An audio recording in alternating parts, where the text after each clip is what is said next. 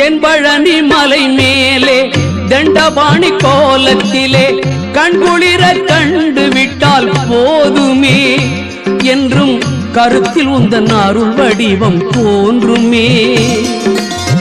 தென்பழனி மலை மேலே தண்டபாணி கோலத்திலே கண்குளிர கண்டு விட்டால் போதுமே என்றும் கருத்தில் உந்தன் அருள் வடிவம் தோன்றுமே.